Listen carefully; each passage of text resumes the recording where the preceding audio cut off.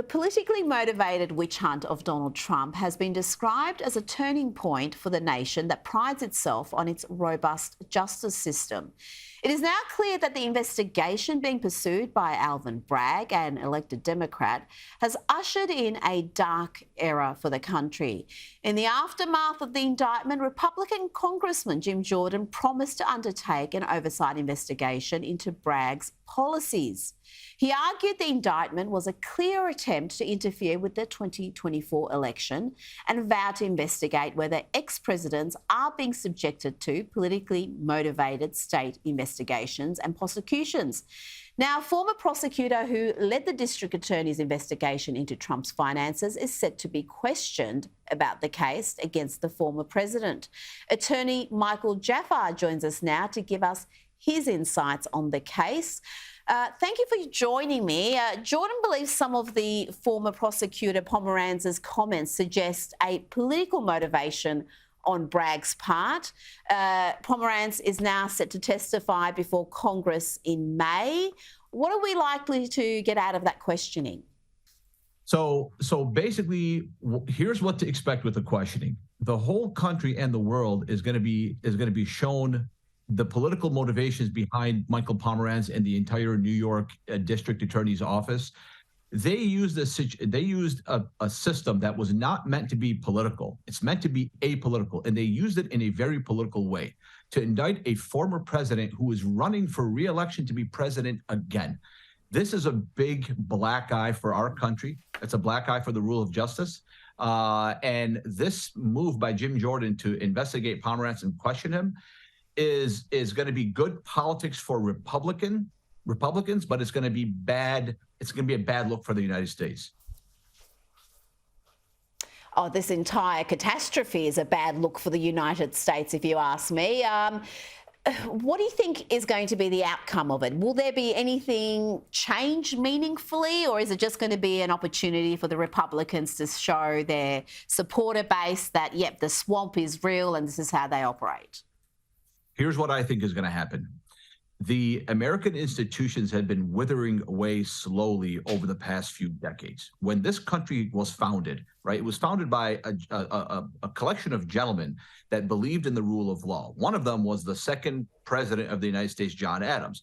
He became famous by defending British soldiers who killed protesters, and he became the most reviled man in the United States, but he did it, even though he disagreed with what they did, in order to show that the United States, at that time it wasn't even a country, believes in the rule of law. In the past few decades, that rule has been withered away by moves like this, like DA Alvin Bragg. This goes against the foundations of the justice system. So what I think is going to happen with this is former presidents are going to get indicted going forward. Every single time something like this happens, the other side does it again, right?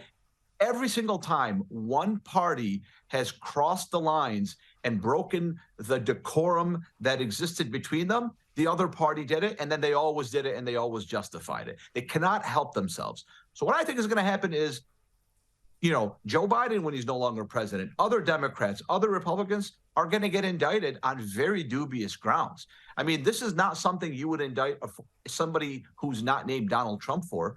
So now they're going to indict one another. It's going to be a big problem. But you do wonder whether the Republicans have the killer instinct to pursue the Democrats like the Democrats pursue them. You can remember the locker up chance that Donald Trump copped in 2016 when he suggested that they were going to go after Hillary Clinton and hold her accountable. And of course, in power, he never pursued that. But now a line has been crossed. And do you think the Republicans will behave in the same way as the Democrats have once they're in power, or will they think better of pursuing that action given the consequences it has for the country? They're already doing it. By them bringing in a former prosecutor from New York, Pomeranz, and questioning him, think about why they're questioning him. They've announced, we want to see if you are trying to subvert the election, and we want to see if you are using resources for political motivations. So they're already doing it. They didn't wait for there to be a Republican president. They're doing it now. So this is a harbinger of things to come. This is a prediction of what's going to come of this. When I first analyzed this case, I said that Alvin Bragg broke a case that said only break in case of emergency. He broke it for no reason, for dubious reasons. And now he has opened Pandora's box. He cannot control what's going to come. Well, on Alvin Bragg, the Manhattan DA, you have accused him of trying to fulfill a campaign promise with this witch hunt. Just tell me a little bit more about him. What drives him? What does he hope to personally get out of this? And does he appreciate the magnitude of what he's unleashed?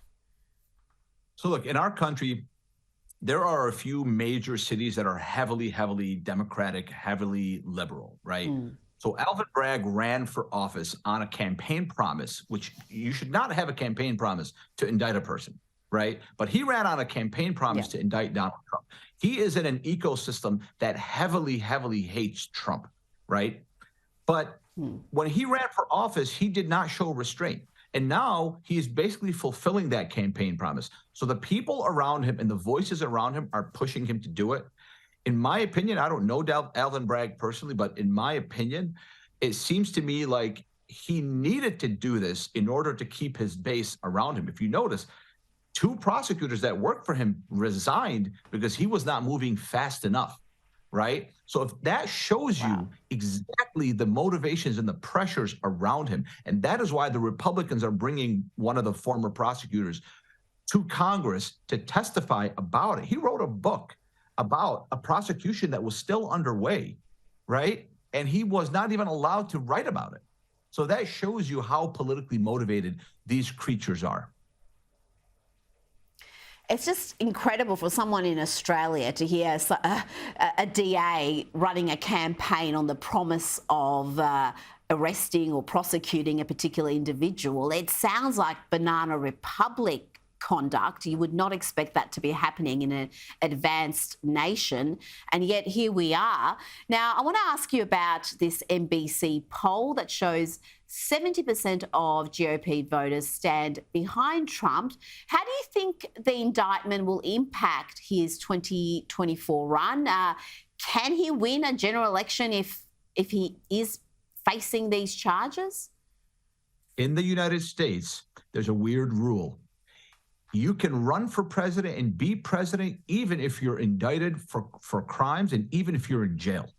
So yes, he is allowed to run for president and he is allowed to win and he is allowed to be president. Theoretically speaking, he could be the president of the United States from a jail cell. So he can do it. Now, what do I think, how I think this is going to impact?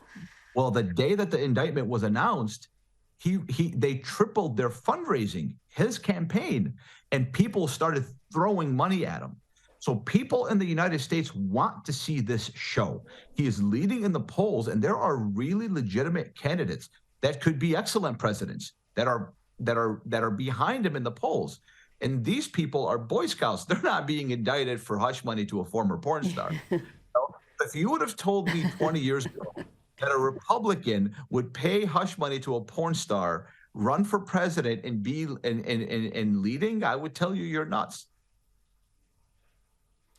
But here we are. Here we are, 2023. And just finally, you mentioned earlier that we're going to see this tit-for-tat action continuing. Certainly the Biden family seems to have a few skeletons in the closet with their business dealings.